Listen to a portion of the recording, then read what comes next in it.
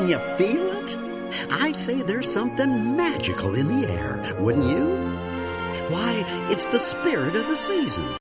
Now you've got it. Wow, wow, wow!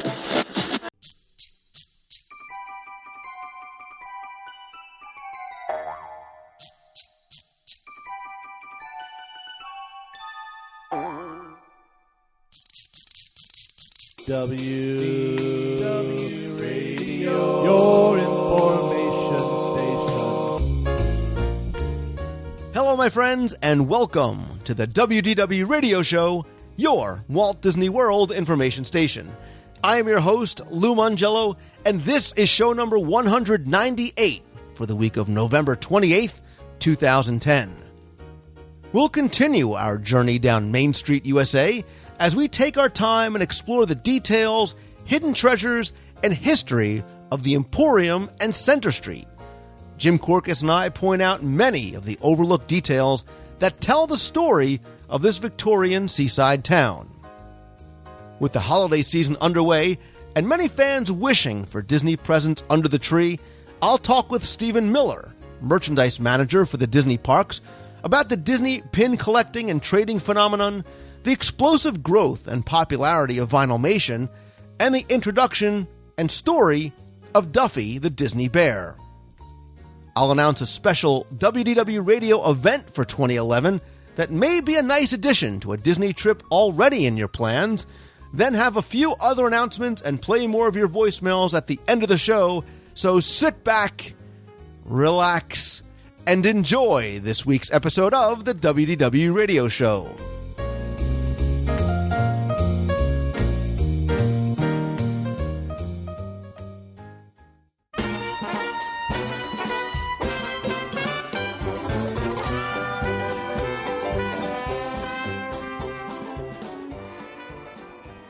While working on my very first audio guide to Walt Disney World CD, which was Main Street USA, it was an incredible experience for me personally to be able to spend the time and do the research and learn so much about a place that I enjoyed so much and learn more about what I like to try and convey with the show and with the guides are the stories and the details.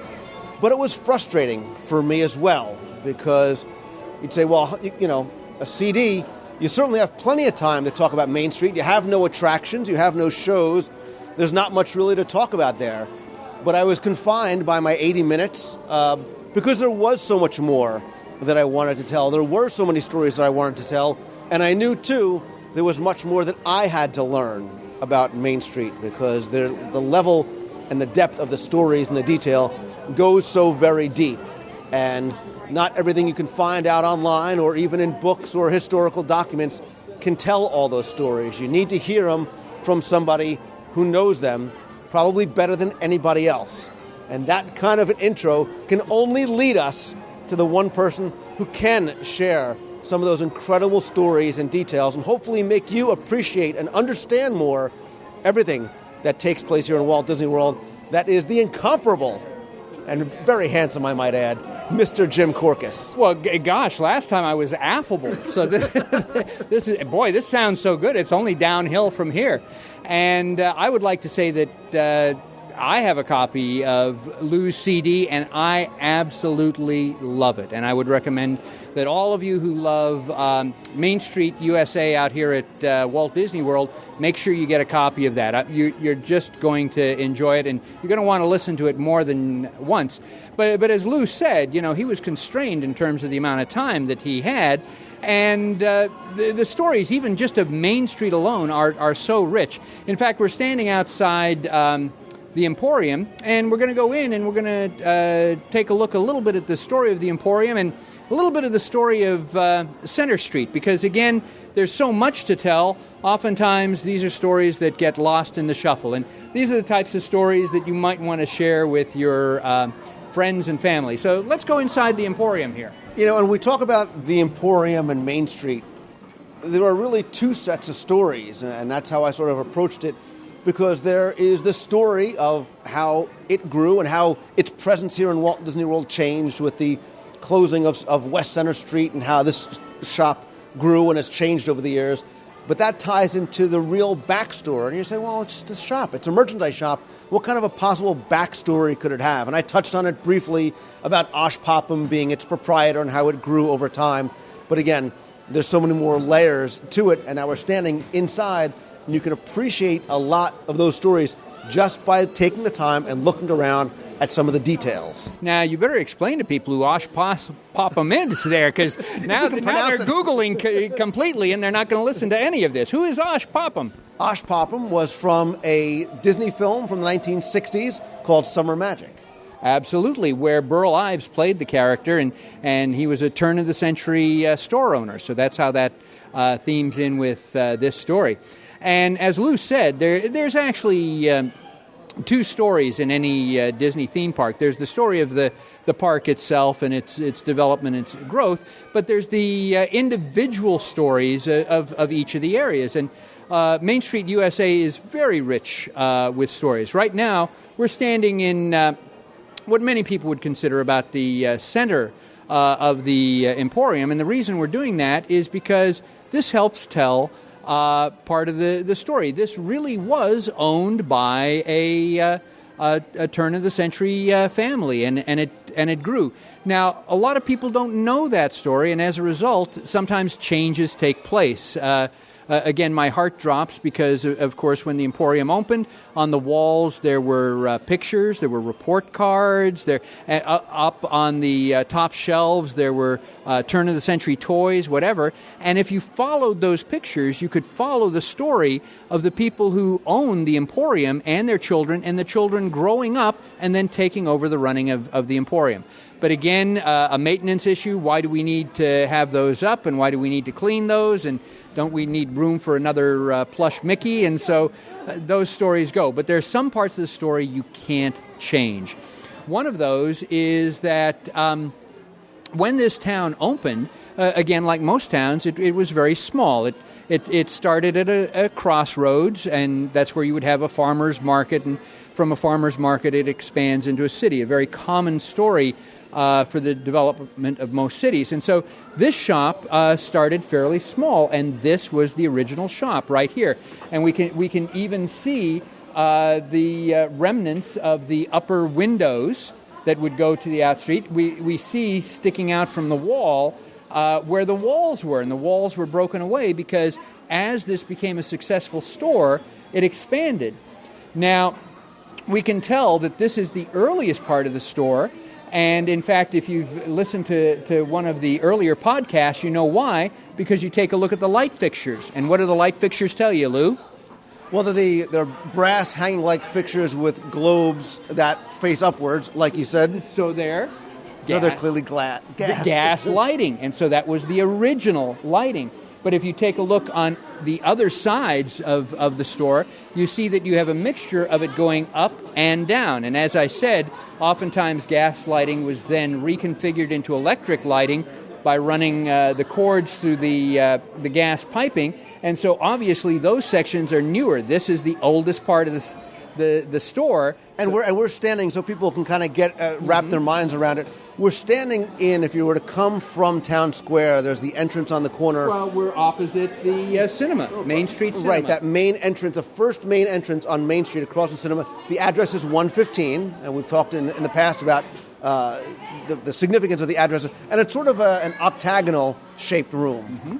And, of course, this expanded, but it didn't expand both ways at the same time.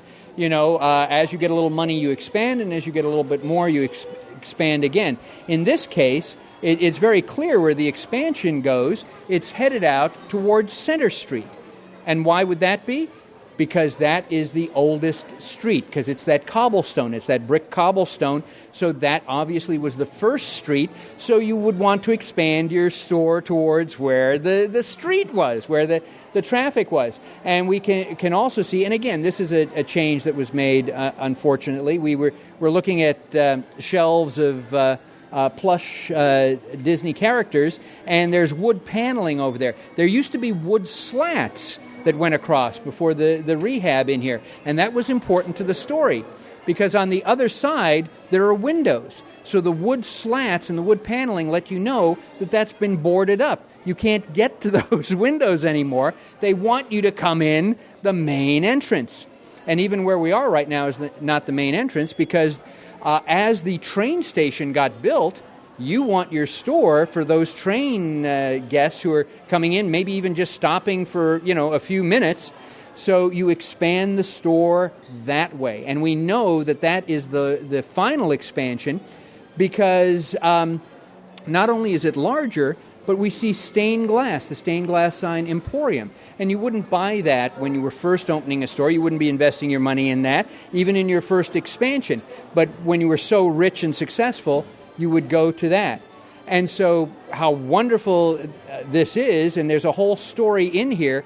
So as you're rushing in to buy those little last-minute souvenirs and a wonderful place to stop to do so, there's a story. Go take a look at some of the detail that still remains in here that helps tell that story. But let's go outside and take a look at Center Street. So we'll go out the door here, and oh my gosh, take a look at that clock up there.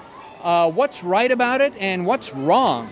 I'll tell you right now, the time is correct. Well, the time is accurate, but I know a lot of people say, well, if you look at the number 4, how come you're not using the IV, which is currently the Roman numeral way that we write the number 4? And why is that, Lou? Because back at this time, and you'll see this in other places, not only here, but in places like Liberty Square and the American Adventure Pavilion, in early times, that's how the number 4 was represented. Right, so that aesthetically it would balance off with the 8 on the other side from an artistic standpoint. See how clever and smart you are, Lou? And again, people won't recognize that, but if it wasn't right, again, it takes you out of the story there. Let's go to Center Street. There's a reason why it's called Center Street, and a reason why it was called Center Street out at Disneyland as well. A lot of times, it's so effective here, people forget there are only 4 buildings on Main Street. That's it. Only 4 buildings. But with all the different facades, it looks like so many others. And in fact, the person who built the first mall in the United States used Disneyland as the model. Because that's another Jim Corcus aha moment. So, because, again, in that mall, you have that building, but by dividing up the facades, because in a real Main Street, what would happen is you would have gaps between the buildings because they're separate buildings, and you don't. But in a mall, you don't. And in a mall, you have anchor shops to pull you from one end to the other. So we have the train station, we have the castle, pulls you one way or the other. And usually in the center, that's where you have your food court or whatever, so it doesn't seem like it's a long trip one way or the other there. And we never talked about the paint either on these buildings, because Main Street turn of the century it would be white or actually a dull green, which helped with weatherproofing. So there's a reason why we have all these colorful buildings, and it relates to the year that Disneyland opened, 1955. And here I am thinking that the pastels just look pretty. And at home, you're probably thinking now, what Disney animated feature was released around 1955? Took place at the turn of the century. Lady and the Tramp. And so the same color scheme for some of those buildings in the film are used here. And, everybody who thinks of me as the smartest man in the world, I'm actually pretty dumb. And as I've always been wont to say, my dad used to tell me, Jim, it's okay to be dumb for 5 minutes if you're a hero for the rest of your life. So I was standing right about here with Imagineer John Hench, who's a little taller than you, Lou, and There's no need for that. and he says, well, Jim, you've been to Disneyland. I said, yes, John, I grew up at Disneyland. I love Disneyland, and I said it's kind of a different experience out here. He says, well, what about the colors on the building? I said, yeah, they're very similar to Disneyland. I would have to take a look at pictures, but I would say, they're pretty close, if not exact. And he says, they're exactly the same and completely different. Explain it to me. And so, of course, I stand there like an idiot. And, all right, I hate those riddles. What walks on 4 feet in the morning and okay, John, I have no idea how these colors are exactly the same as the ones in Disneyland, but completely different. He says, Jim, look up. And I'm figuring a bird's flying over something. No, look at the sky. In California, you have smog, so there's a red tint in the sky. Out here in Florida, it's blue. So in order for these colors to look exactly the same as they were in Disneyland, they had to be mixed differently to take into account that red tint that's already in the sky at Disneyland. Now, we're here at Center Street that would divide the town, and I told Lou that new building over there on Center Street that closes off Center Street is completely wrong. It helps destroy the story, and again, it's a case of people don't know the story, so they built it there. We don't need another merchandise shop, but they built it there, and it destroys the story. And the reason for that is, as we take a look at Center Street over towards this way that still exists, it goes down and it curves. Now, logically, our mind knows, no, there's nothing down there. I'm a Disney fan. I went down there to take a look. It's a backstage entrance for cast members. But emotionally, we take a look, and because it goes down and it curves, we think the town continues. By cutting off Center Street over here, we have now made this a smaller town. Instead of being a magnificent, East Coast turn-of-the-century town, it's now become much smaller. It should go on. There are other adventures to see. I was just point out, at one point it did. In around 2000 or so, the story, both real and Imagineer, did change as West Center Street closed down. We lost places like the original location of the Harmony Barbershop, some of the other wonderful little stores, very niche stores that used to be down there. And then the story went that the Emporium expanded, and that's why it was cut off like that. It was a new store for a new century, both the 1901 and 2001 as well. But why would you expand there? See, the normal expansion in there that made sense. You expand to the old part of the city, then you expand to where the train station's going to be. Why do you stick it in a little corner? And again, it's not even flush with the street. So people wouldn't be able to see it from the street. We passed the confectionery shop. They changed the story in there.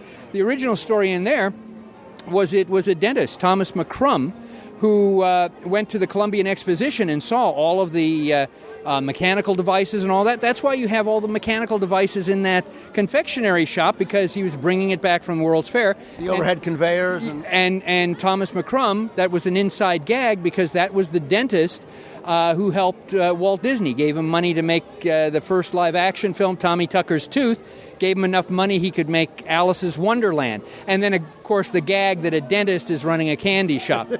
And so they had his picture, they had certificates, they had memorabilia from the World's Fair. All of that in there is gone now. Gone. Because people didn't understand the story, because nobody told them the story.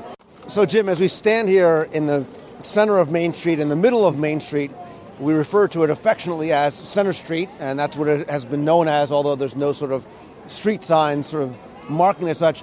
But as another Jim Korkis aha moment, this is not just the center of Main Street, USA. No, it's the center of the East Coast, which, of course, is what Main Street, USA here represents, and we can tell that by the architecture. So if we take a look at the Uptown Jewelers, the green building there, if you take a look at the wrought iron and the filigree and all that, that reminds you of New Orleans, the architecture of New Orleans. But right across the street at the Emporium, you see the blue, and if you take a look at the top, you see what is called a widow's walk. And so that's from New England, because women would walk on that walk to look out to the sea to see, are their husbands returning from the sea. And it was a widow's walk because sometimes the people didn't return from the sea. So you've got New England. And then right across from that, the yellow building there, that represents architecture from Chicago at the turn of the century. And, of course, that new building on Center Street doesn't represent anything. It doesn't, except generic turn-of-the-century architecture. I'm sorry. I apologize.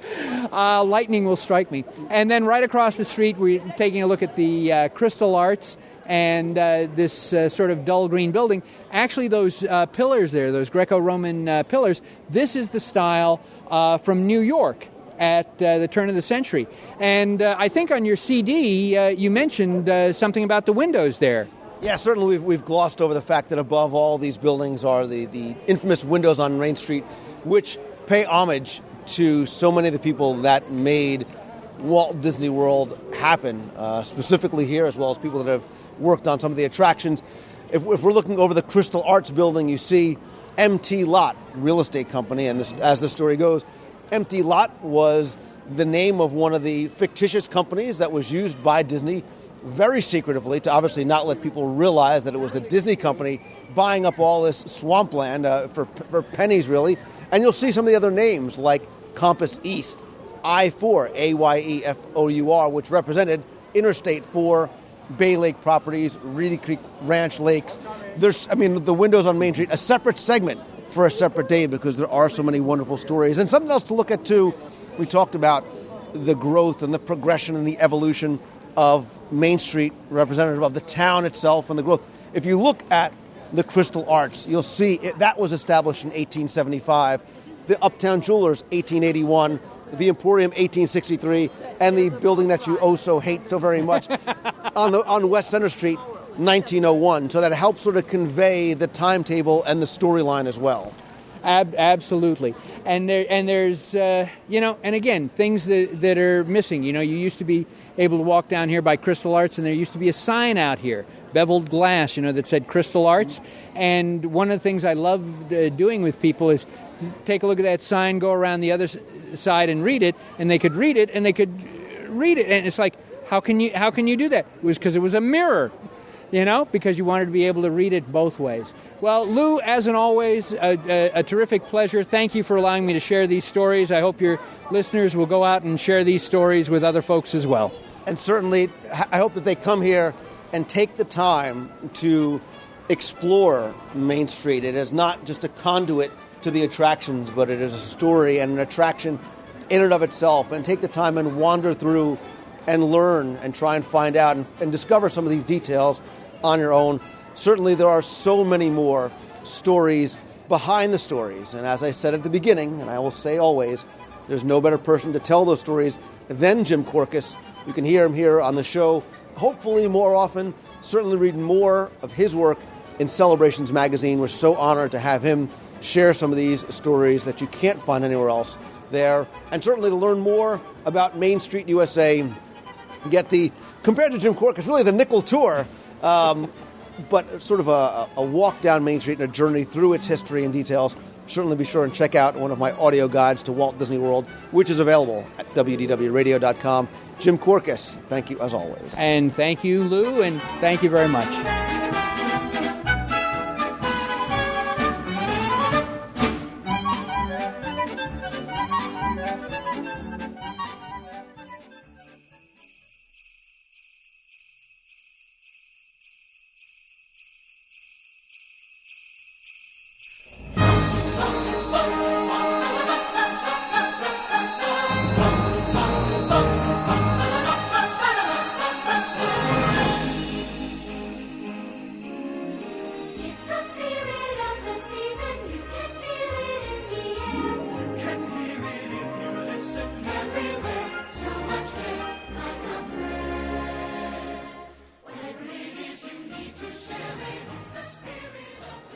So in the spirit of the season and the spirit of giving, what better to give your favorite Disney fan than some Disney merchandise? And I'm here Joined this morning with Steve Miller, the merchandise manager. Steve, good morning. Morning. How are you doing today?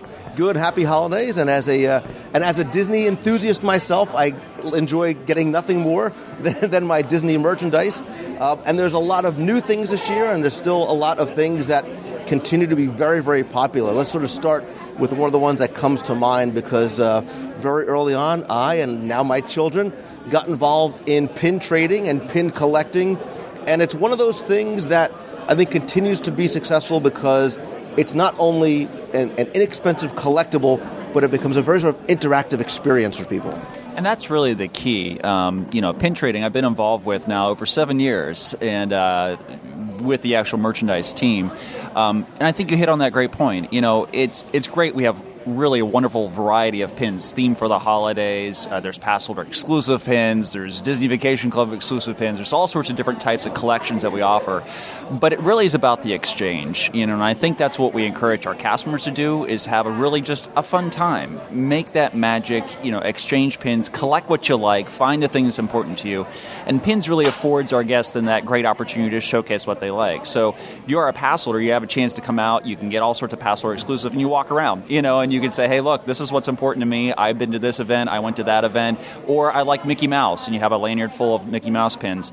I've met so many guests over the years that that's what they really enjoy, is just that exchange, that interaction with not only our cast, but with each other. Yeah, it becomes a conversation starter because people, kids and adults, are looking at each other's pins.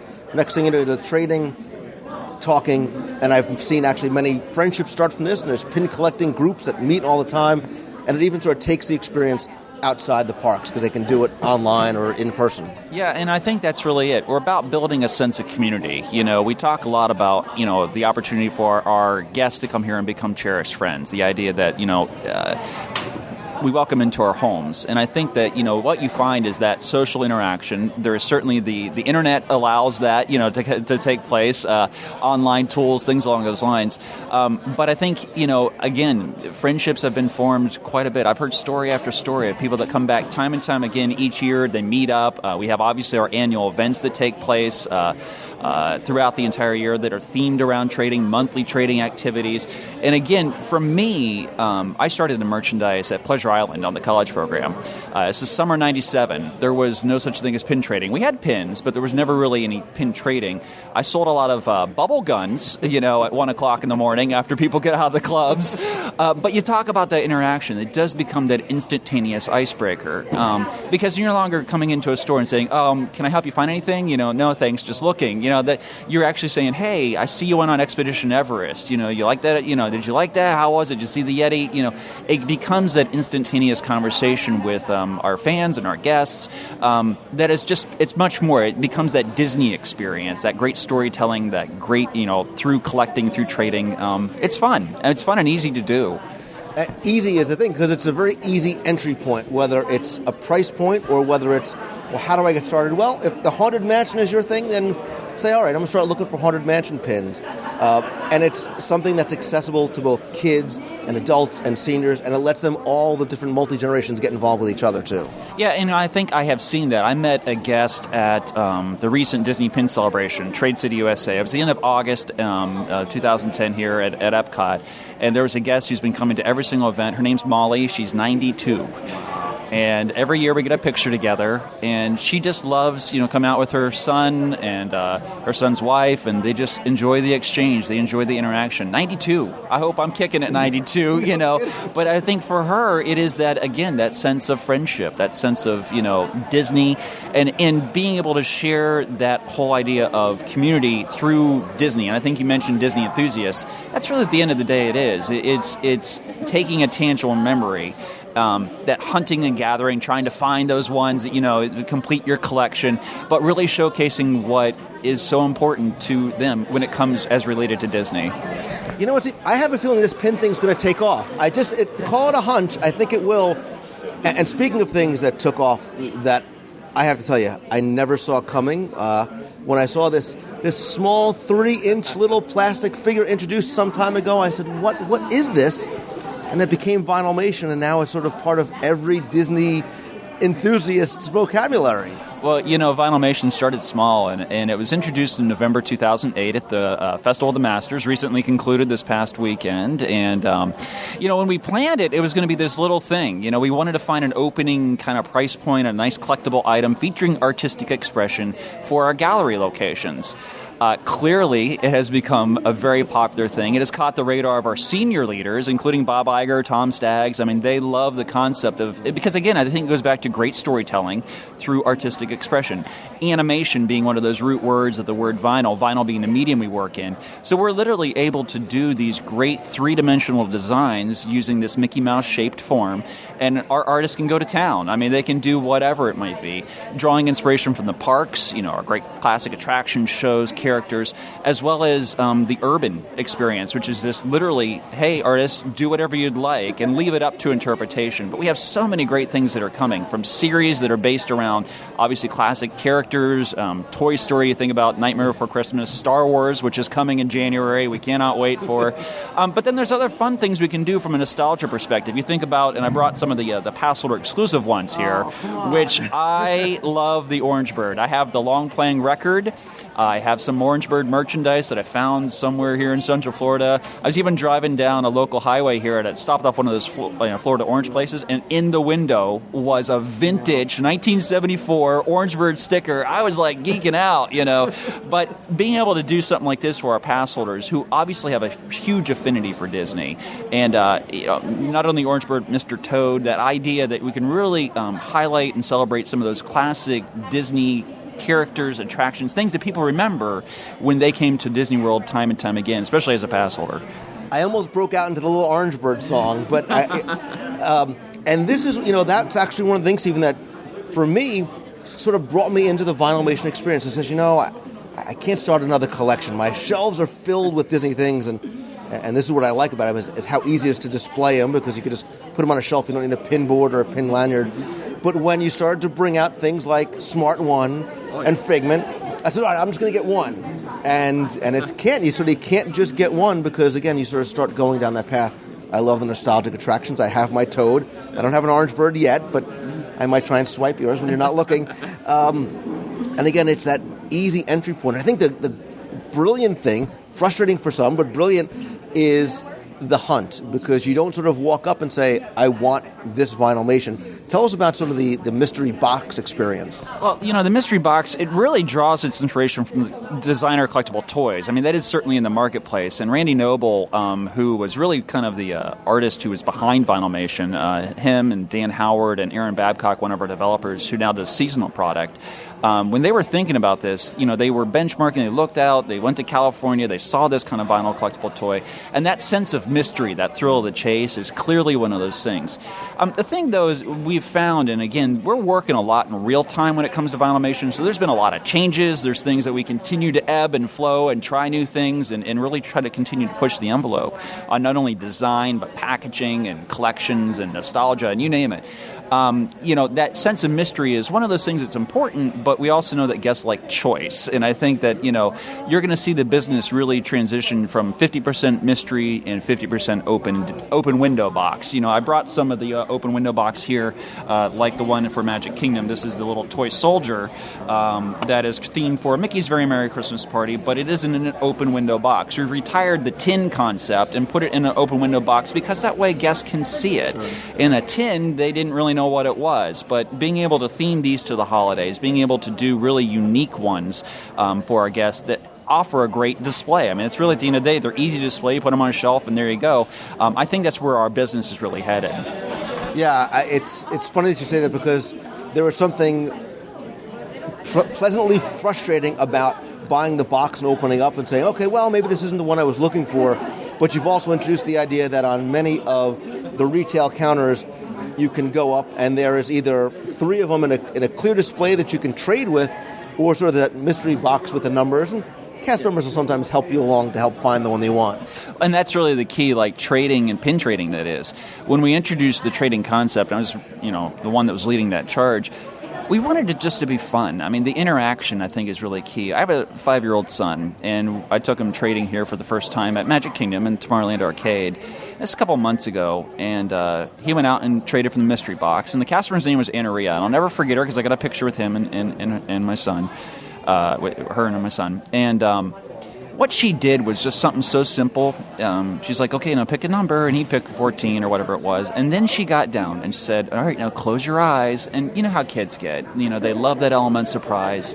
And so she revealed it to him, and I think that it was delight in his eyes. He didn't care what he traded. It wasn't a matter of what he got. It was just the fact that she took the time to make that little extra magic. So you're right. We encourage cast members to help out, but that trading element, mystery does lead itself to that, and I think that's one of those things that is the key to success, is that we want that great interaction just like trading. And it was inspired by pin trading, but again, we wanted to keep some things unique.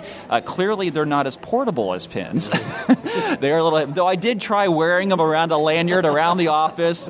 We had all different types of versions, and really we settled on it has to be location based, because without it, then it's too heavy to carry around on a daily basis for our cast members.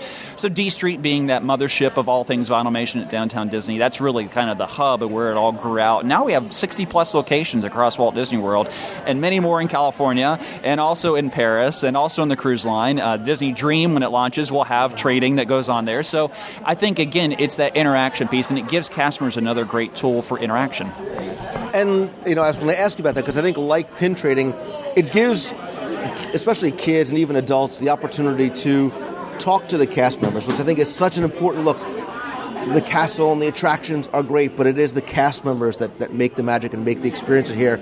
And you see those moments are being formed not by the fall on Tower of Terror, it's by the cast member that you remember. And when I see a child ask for a cast member's autograph, I just think that's something special. I agree. I actually had it happen over at Festival of the Masters, where people are like, can you sign this for me? And I'm like, hey, look, I'm just a guy, and I love Disney. I work here, and I enjoy talking about what we do for Disney, but it's humbling, and I think that people feel a sense of connection, and, particularly our pass holders that come back time and time again, those that are into Disney Vacation Club, or those that just, have come down like I did. I was 83 when we first came down here.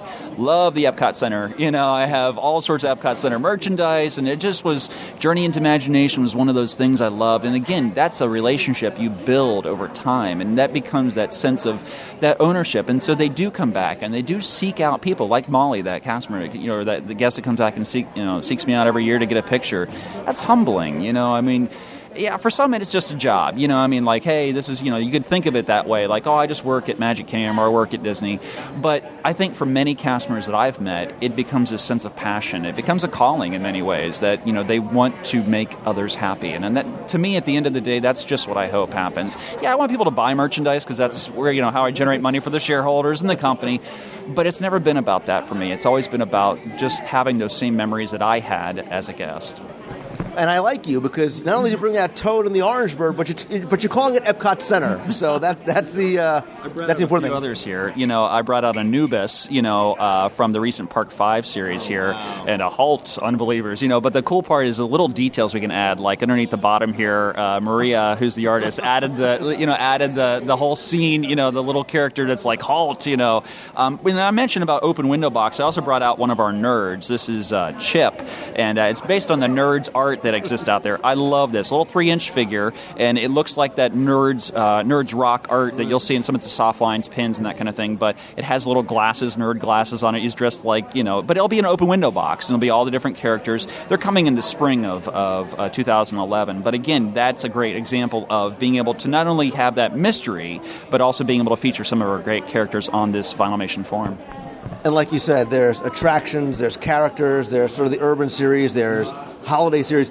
The other thing I like about Vinylmation that is unique is that it also becomes an additional individual or even group interactive experience because you sell blanks. You sell 3-inch and 9-inch blanks. And I've had the opportunity to be at events where people get together and they'll all sign it and give it away. And it's such a great idea because it becomes, like you said, so participatory. And I think, that was kind of the key is that we wanted, pins is great because you could collect what you like. And we tried some things over the years, like build a pin, trying to, which was great. But I think with vinyl, it does have that opportunity to really make something. I've seen some incredible customs. I mean, like what the fans are doing with them are just amazing. But not only that, it's something as as simple as like my son's 4th birthday. We bought a blank white vinyl and had all the kids sign it, and decorate on it. I had a friend who went to Epcot for their 10th wedding anniversary and had all the international cast write greetings, for their 10th wedding anniversary. It becomes a great keepsake. It becomes a great thing. Like you signed today, the I Was There vinyl for the holiday press event. It becomes a nice, tangible thing that you can display on a shelf. You can use that. But if you're really artistically inclined, man, you can go to town. You can do whatever you want with the figure. I mean, again, we encourage that so that it becomes interactive. And I think that's really a key piece of having creativity and really using that kind of concept that think differently, think out of the box when it comes to designing these things. That's what our artists have to do. They have to do the same thing. They have this blank form, and how do you interpret something like Anubis or the orange bird on this particular thing and make the form work? Yeah, again, because it's three-dimensional, it obviously presents challenges, it also presents opportunity, and I've seen kids sort of pick up a marker and create one on their own. I've seen adults use the 9-inch ones as centerpieces and at their weddings, and they have people sign them instead of sort of maybe a guest book. One of the most humbling and frightening moments in my life is when somebody handed me a Lou Mangello vinylmation. So again, it was frightening only because it was pretty accurate, and but it shows, like you said, somebody with great artistic ability, what they're able to do and create such a unique, one-of-a-kind gift. And I think, again, it goes back to what I was saying before about that becoming a part of Disney, and I think there is that sense of ownership. I mean, people have grown up with Disney, they love Disney, and this is just one of those items that they can really personalize and create literally a one-of-a-kind masterpiece. You can be as talented as our Disney artists are and really create something. I'd love to see that. That has to be an awesome figure. That's great. I'll show you a picture if you promise not to laugh at my unibrow. But there's something else that's, again, and we're seeing such a great change and an opportunity in merchandising, because if, things like vinylmations and pins, you almost get a sense that, well, if you buy one, you sort of have to start the collection. And many of us are Disney completists and say, well, if I'm going to get one Haunted Mansion pin, I want to get them all, or I need to get all of the extinct attractions. But recently, here in Walt Disney World and Disneyland, we were introduced to something completely new, although something that's been very, very popular overseas, and Duffy the Bear has made his presence felt right alongside the mouse. Duffy the Disney Bear. I brought two different Duffys here. The one I travel with, I've taken him to Tucson, Arizona. I've taken him kind of all over the place. Duffy, it's great to have him arrive here in the States. He loves to travel, and for those that aren't familiar with Duffy, think of the most cuddliest teddy bear you possibly can. It has some little hidden Mickey details on him, on the paws, and even has a little hidden Mickey on the backside of him. But Minnie Mouse made the bear for Mickey, and Mickey was going on a long sea voyage, and so she didn't want Mickey to be alone, and so she created this bear. She presented him in a duffel bag, and that's how he got his name, Duffy. And so Mickey took Duffy on all these adventures, met friends, and took pictures, and went to landmarks, and now he has returned to Epcot, and also at Disney California Adventure in the Paradise Pier area. And Epcot, he is near World Showcase, right near Mexico Pavilion, and it's great. You can meet Duffy at his Friendship Gazebo, and I've met him. I took my son to meet him the other day, and he loves to give hugs, But not only that, we also offer then Duffy the Disney Bear in a variety of different sizes. So I have a 17-inch here. I also brought the Holiday Bear, which is about 12 inches, and he's dressed in holiday attire. So we offer some pre-dressed ones, offer the 17-inch, and then there's even a larger size, a 28-inch, which is really cuddly. But the whole goal is for people to take them on trips, take them on adventures. I think that World Showcase obviously lends itself to that. You can literally travel the day with Duffy. But again, it's that story of, there's a great story tied to Duffy, and I think that's what we do best when it comes to merchandise. We're always thinking about story. It's story first, and this is a great story, and it's great. You're right, Tokyo, wow, talk about exciting. I had a chance to go to Tokyo in 2002, so this is prior to Duffy being there, but even then, it's just the fan enthusiasm is just... wow, it was amazing. Where do you think that comes from? Because I think so many of us are used to, you come to Walt Disney World or Disneyland, and if you have children, you buy a Mickey plush or a Sorcerer Mickey or a Pluto, whatever their favorite guy. What do you think? How do you think Duffy is, who's sort of literally come out of nowhere? I mean, there was this sort of the Disney Bear storybook that my kids had as they were growing up, but he comes out of left field and instantly becomes, especially we see it in Tokyo, I think we're starting to see it here already, so popular so fast. And I think it goes back to that storytelling. You know, I think our guests in Japan really gravitate to, and this is my observations, to really cute things. And Duffy is clearly a very cute bear. But I also have Angel from Lilo and Stitch. That there was a lot of product and merchandise associated with Angel. Orange Bird. There was a lot of Orange Bird merchandise that was created over there. I think that cuteness. I think with Tokyo Disney Resort, it's 6 stops down from downtown Tokyo. I mean, my wife and I went in, we were there for our honeymoon, so we went down to downtown Tokyo, literally got on the train, and we were like there 6 stops later, So it's very close. It's a great place, very much like Disneyland, where there's a lot of local guests that come back time and time again. Walt Disney World, same thing, but a little bit different just due to the scope and due to the vacation kingdom, kind of thing. It's difficult to say. I think our guests in Japan just really gravitate to certain items, and we certainly have seen it here in the United States. And again, I go back to story. And I think having that great story about how Minnie made the bear from Mickey and how there's that idea you can travel around is really cool. Not only that, but I think also the advent of technology. I think then you have this social media tools, which I'm now really a part of. I help manage Duffy's Facebook page, so you can actually go to facebook.com/Duffy the Disney Bear, and you can like that page, and you can see all sorts of adventures. We're playing some fun games like Where is Duffy, and asking some questions about where people would take stuff, take their Duffy, showcasing new items upcoming.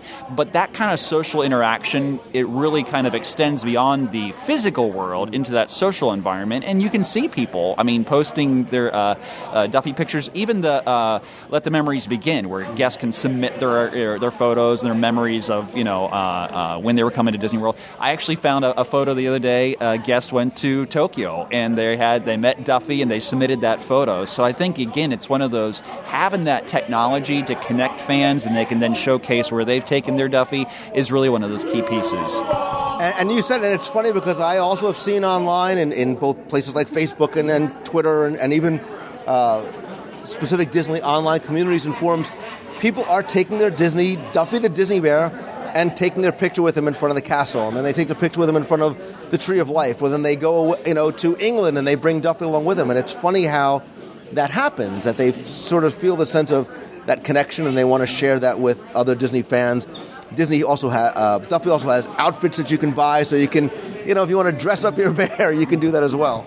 And I think that, again, it goes back to the immersive story. That Facebook thing, it was amazing that it has a Facebook page, But again, reading the stories, we had started hearing reports from various operators out in the field working our attractions that guests were actually asking for seats for Duffy on some of the attractions. So we put it out there on Facebook as a question: have you done this? Surprisingly, yes. There's actually a lot of people that have. I was like, wow. But again, that sense of ownership, it goes back to, particularly for pass holders that come back time and time again, they can meet Duffy, they can see him, they can see throughout the celebrations that take place, like the recently concluded Food and Wine Festival. They can bring their Duffy to the various events that happen throughout the entire year. Yeah, it's amazing. He's a cuddly little bear. He's so cute, too. That's the thing. I have pictures of me hugging him and that kind of stuff. But again, I think it's a fun story. And it's sort of that extension of what Pal Mickey used to be. People were carrying their Pal Mickeys, and they'd carry him on his lanyard, and now they're doing it with Duffy. My kids actually have one of the 24-inch Duffy bears. I can tell you, I'm a hugger. That is one really comfortable, cuddly bear, although I will not be posting those pictures on Facebook or anywhere else. Obviously, all this merchandise is available throughout the Walt Disney World parks, downtown Disney. I'm sure you can get it online at DisneyStore.com.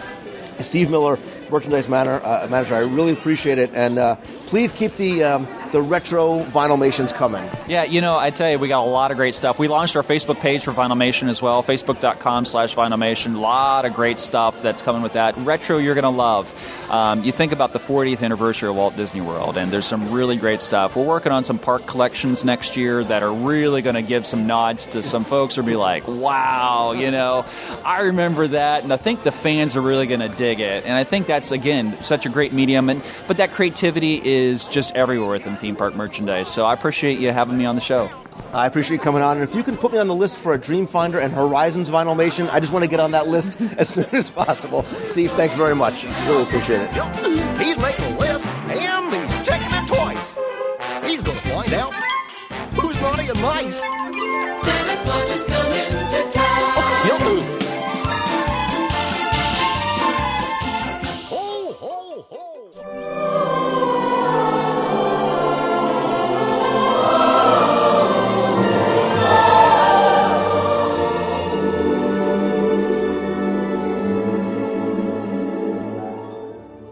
While many people were disappointed when they heard that there would be no D23 Expo in 2010 after the fun and the success of the 2009 event, we were all very happy to hear that it would be returning in 2011.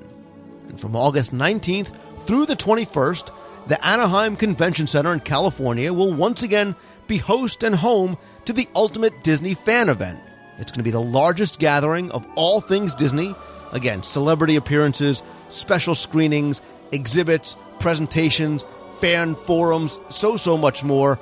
And like I said, last year's event was, especially for me personally, incredible. And I think for so many people who were either there in person or maybe followed along all 4 days in the box as we broadcast it live for you, it really was something special, something memorable, and obviously something that we looked forward to coming in the future.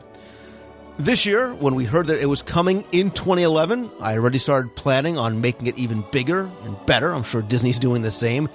And I also wanted to add a little something special to this event. So I thought to kick off the D23 Expo, I wanted to do something that I had heard so much about and heard rave reviews of, and something that I wanted you to be a part of as well.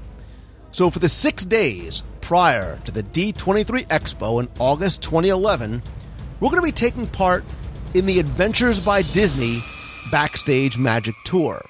It's a 6-day, 5-night tour that lets you get the Disney VIP treatment. You visit legendary Hollywood landmarks, go to Imagineering, go to the Walt Disney Studios, and you also get a little peek backstage over at Disneyland as well. The tour is going to run from August 14th through the 19th, 2011, so it's a perfect tour and timing for anybody that's going to be heading out to the D23 Expo. Actually, the tour ends with breakfast on the morning of the Expo opening day, so again, the timing is perfect. Here's just a rundown of some of the experiences that we're going to go through on the Adventures by Disney tour. Backstage at Jimmy Kimmel Live, we're going to tour the Jim Henson Company Studio. We're going to get a private tour of Walt Disney Imagineering, a private tour of the Walt Disney Studios lot. We're also going to get a privately guided tour of some of Hollywood's famous landmarks, a behind-the-scenes tour of the Disneyland Park, the El Capitan Theater. We're going to meet a puppeteer over at the Jim Henson Creature Shop, have some character breakfasts over at Disneyland, and get some other VIP experiences over at the Disneyland Park and Disney's California Adventure. We're going to spend 2 nights in Hollywood at the Renaissance Hollywood Hotel. It's a AAA 4-Diamond Award-winning hotel.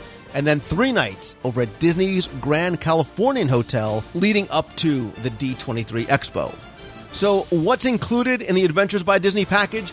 It includes the accommodations for 5 nights, again in Hollywood and at Disneyland, 5 breakfasts, 3 lunches, and 3 dinners, all the transportation within the adventure, the baggage handling, the guides, the tours, the activities, gratuities for bellmen's drivers and housekeeping staff, all the taxes and fees, everything is included in one price.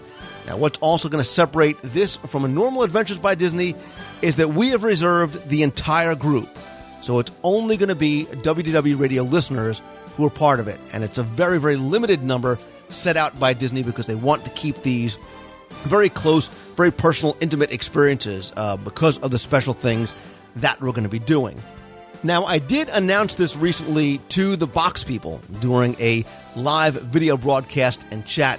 So many spots actually were sold and reserved very, very quickly. So I'm not kidding. I'm not trying to sell it when I say that if you are interested or you're thinking about joining us on the Adventures by Disney Backstage Magic Tour right before the Expo, you need to act quickly because, again, the group size is limited by Disney. So when all the spots are gone, we are unable to add any more.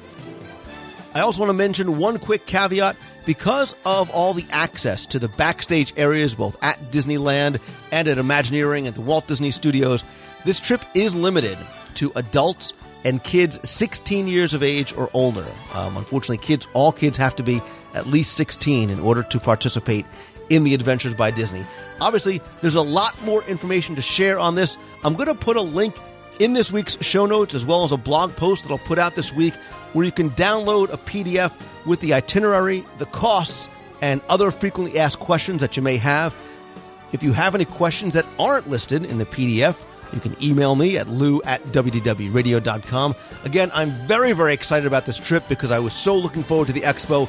I think this is just going to add such a great element to it, a great way to kick off the expo with something that I've never done before and heard such good things about. I'm looking forward to sharing this experience with friends and other members of the WDW Radio family. And of course, you know, whenever we do things like this, there's always a few surprises that we have that we can't put on the PDF as well. So I promise you, this will be definitely an experience of a lifetime. Again, if you have any questions that you can't find out on the PDF, please email me at lou@wdwradio.com. I hope to see so many of you on our Adventures by Disney Backstage Magic trip just days before the D23 Expo, August 14th through the 19th, 2011. Again, for more information, I'll put a link in this week's show notes and in the blog over at WDWradio.com.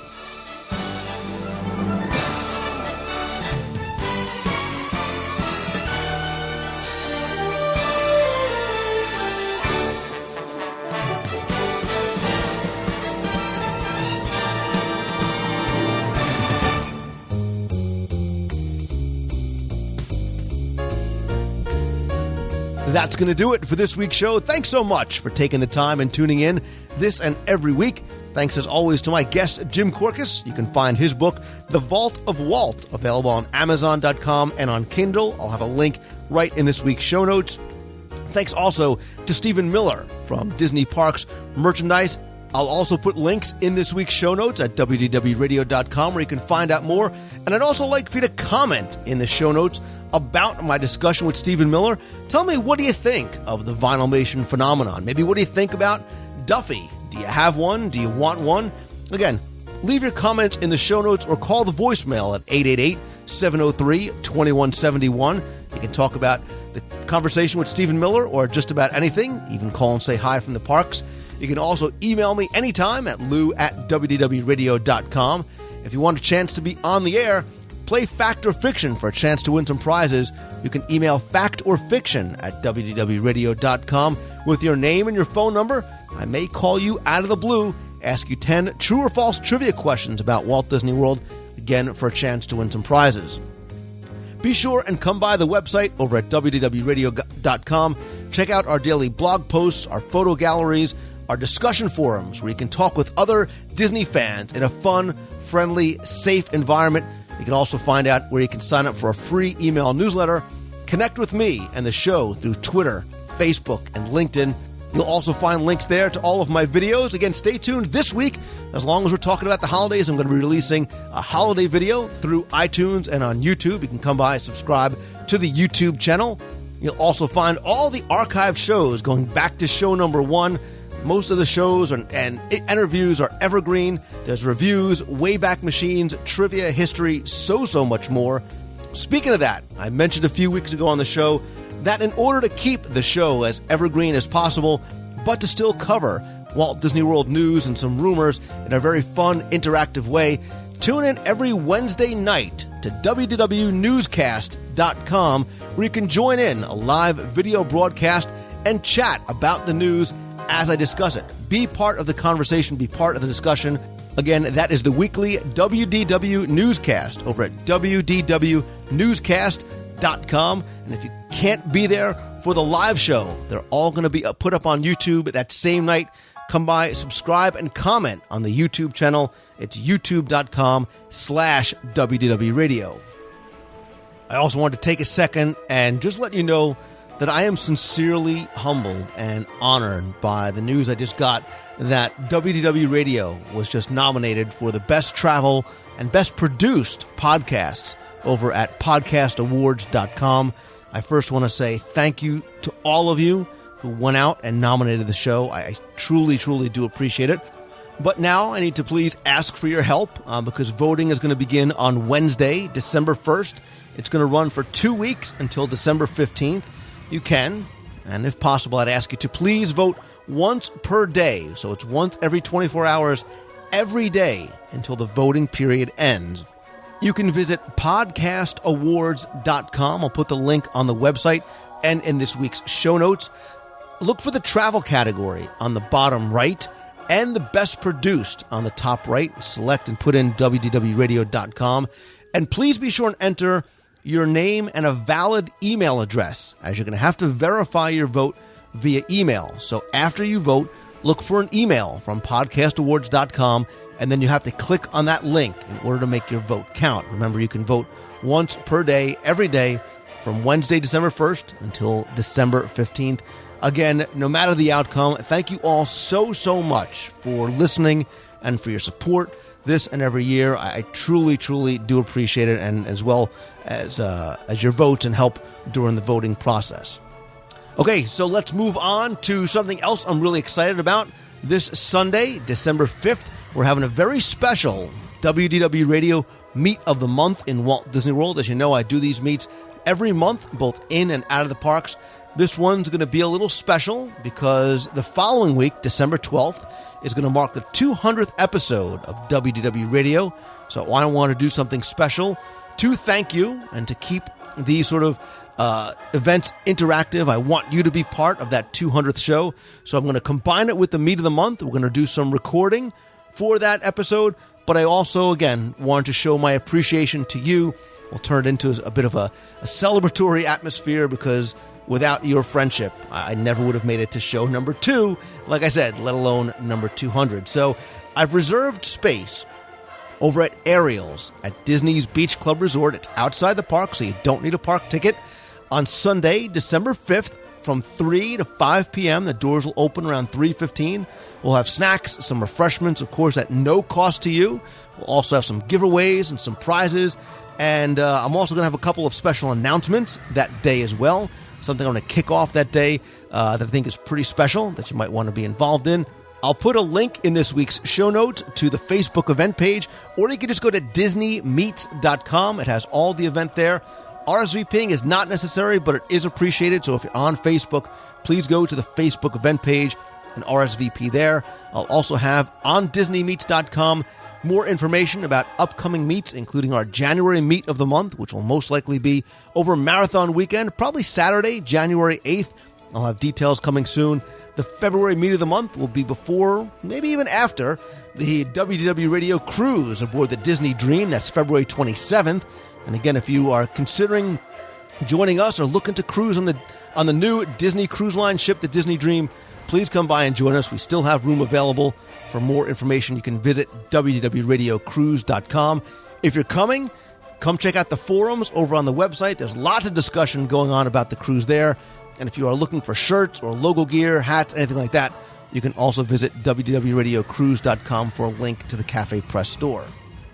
Thanks as always to my partners and sponsors, including MEI and MouseFan Travel. They are my official and recommended travel provider for all your vacation planning needs.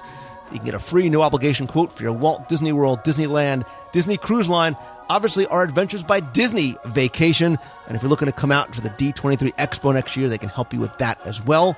If you're looking to rent a vacation home within just a few miles of Walt Disney World, All-Star Vacation Homes has houses with private pools, spas, kitchen, game rooms, multiple master bedrooms, and so much more.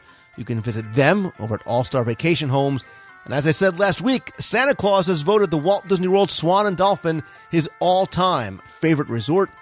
In addition to the incredibly comfortable beds of the Swan and Dolphin, there are lots of special events going on. Everything from Christmas tree lightings to Santa and Mrs. Claus meet and greets, storytelling, pastry decorating, holiday entertainment, and so much more. And again, keep in mind that you don't have to be staying at the Swan or Dolphin to come by and take a look and participate in some of the many events going on there. So if you're looking for a day or some time outside the parks, looking for something else to do, be sure and head on over to the Walt Disney World Swan and Dolphin. For more information and a calendar of events, visit this week's show notes or look for the link on the right-hand side of the homepage of WDWRadio.com. Another quick reminder about the WDW Radio running team that we announced last week. It's a group of people who are dedicated to running Disney races, including the Walt Disney World Half and Full Marathon coming in January. So if you're a runner, a walker, or just want to come and cheer, want to be part of the WDW Radio running team, there's lots of different ways you can be involved. Again, all the while, and most importantly, we're looking to raise money for the Make-A-Wish Foundation through our Dream Team project. Along the way, we're going to be sharing information and experiences about the races, advice for the weekend events, preparation, motivational stories, and again, the progress that we're all making over time. Most of us are not professional athletes by any stretch of the imagination, but we love to go out there and enjoy the races, either as runners or spectators. And again, all this impacting in such a positive way people's lives that really need the magic through the Make-A-Wish Foundation of America. So if you want to be a part, if you want to find out more and want to be a part of the WDW Radio running team, all you need to do is to join the team for a cost of $35. That's going to cover your membership materials, including, but not limited to, a WDW Radio Team Tech shirt. So we've got the moisture wicking shirts with the logo, headbands, membership certificates, and obviously all the shipping costs. And all we ask you to do, too, is to commit to fundraising for the marathon with a minimum donation of $100, and that goes right to the Make-A-Wish Foundation through the Dream Team Project. That commitment can be for an individual, a couple, a family, however you want to do it. And if you want to purchase additional team shirts for family members, whether they're runners or want to join us on the sidelines, cheering people on as they go by, they can purchase those as well. We've got hoodies, sweatshirts, everything available as well. If you do want to join and you want to order shirts or sweatshirts, they must be ordered by December 14th. You can also check out the WDW Radio Running Team Facebook page for team members. For more information, if you have any questions to join the team, you can email Valerie, Valerie, over at WDWradio.com. Or if you have any other questions, you can always email me at lou@WDWradio.com.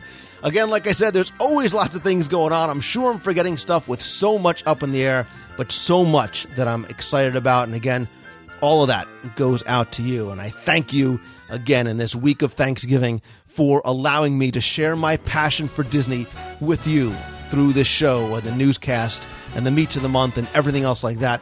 I truly do appreciate your support and letting me do this for the past few years. I truly mean it when I say that I consider you all friends, whether we have met yet or not, and I hope I have a chance to do that at the Meets of the Month or the cruise or just running into you in the parks. And as always, my friends, if you like the show, please continue to help spread the word. Let others know about it. Tweet out that you're listening. Share the link on Facebook.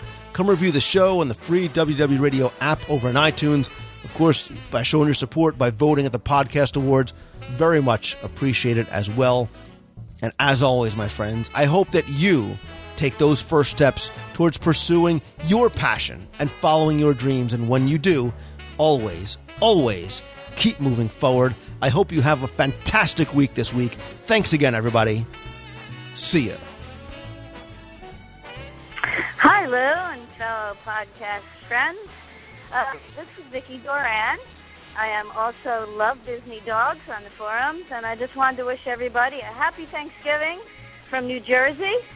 Standing out here, it's about 11 a.m., and the snow is coming down on a Thanksgiving day. I thought you'd get a kick out of that, Lou. Happy Thanksgiving. Bye. Hey, guys. It's Mary Jo Collins, member of the WDW Radio Running Team and proud finisher of the 2010 Goofy's Race and a Half Challenge. I was just calling to say that I hope that you will consider joining the WDW Radio Running Team. The coming marathon weekend in January is approaching, and I know that being a member of our team will be a win-win-win situation for you. 1, you'll be benefiting an incredible charity, Make-A-Wish Foundation. 2, you'll have the support of like-minded Disney enthusiasts. And most importantly, you'll be cheered on by none other than Lou Mongello. So I can't think of a better team to be on. I hope you'll consider it and be on our team. Take care, guys. See ya. Hi, Lou. This is Billy Latta speaking. I just got done listening to episode 196 of the radio show when Alan Menken was on, and I enjoyed listening to every part of it. And I also wanted to commend you on the introduction of the show. I love listening to the introduction. I want to say that episode 196 is probably my favorite intro with Hercules and Aladdin and Little Mermaid, Sleeping Beauty, and Cinderella, and all those different scores that you just incorporated in the very beginning. I just had fun listening to it. I actually rewound quite a few times just to listen to it and to enjoy it. And I just wanted to say thank you for that. Okay, have a good one, Lou. Bye. Hello, everyone. It's Darlene Nagy from Buffalo, New York. We've got 3 months until the WDW radio cruise. Woohoo! Hope you guys are all starting your Christmas shopping and getting ready for the holidays, because once those are over, that cruise is just going to fly on us.